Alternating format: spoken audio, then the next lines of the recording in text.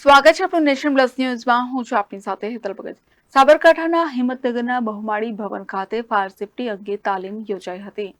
સાબરકાંઠા જિલ્લામાં કલેક્ટર માર્ગદર્શન હેઠળ સરકારી અધિકારીઓ અને કર્મચારીઓની ફાયર સેફટી અંગેની તાલીમ ઇમરજન્સી ઓપરેશન સેન્ટર હિંમતનગર ખાતે યોજાઈ હતી. આગનો બનાવ બને તો આપત્તિ સમયે શું કરવું જોઈએ તે અંગે સરકારી અધિકારીઓ અને કર્મચારીઓને ફાયર વિભાગ દ્વારા તાલીમ આપવામાં આવી હતી. આ તાલીમમાં સરકારી કચેરીઓમાં લગાવેલા અગ્નિશામક યંત્રનો આપત્તિ સમયે ઉપયોગ કઈ રીતે કરવો તે અંગે ડેમો દ્વારા સમજ આપવામાં આવી હતી. આ તાલીમમાં હિંમતનગરના મામલતદાર હિતેશ ચાવડા, નાયબ મામલતદાર અશોકભાઈ પટેલ તથા 100 જેટલા અધિકારીઓ અને કર્મચારીઓ ઉપસ્થિત રહ્યા હતા.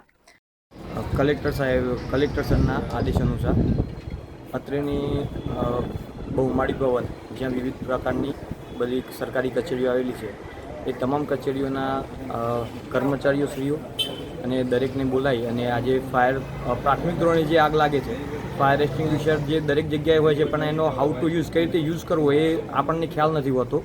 એના કારણે નાની દુર્ઘટના છે એ મોટી દુર્ઘટનામાં પરિણમતી હોય છે.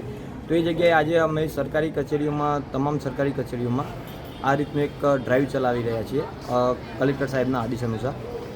દરેક સરકારી કચેરીઓમાં જે ફાયર એક્સટિંગ્વિશર લગાવેલા છે એનો પ્રાથમિક ધોરણે કઈ રીતે ઉપયોગ કરવો તો એ અમે લાઈવ ડેમો સાથે દરેક કર્મચારીશ્રીઓને સમજાવેલું છે. Jitendra Solanki, Nation Plus News, Sabarkantha. સમાચારોના સતત અપડેટ મેળવવા માટે અમારી નેશન પ્લસ ન્યૂઝની યુટ્યુબ ચેનલને સબસ્ક્રાઇબ કરો, બેલ આઇકન દબાવો અને જોડાયેલા રહો ફેસબુક, ઇન્સ્ટાગ્રામ અને ટ્વિટર પર.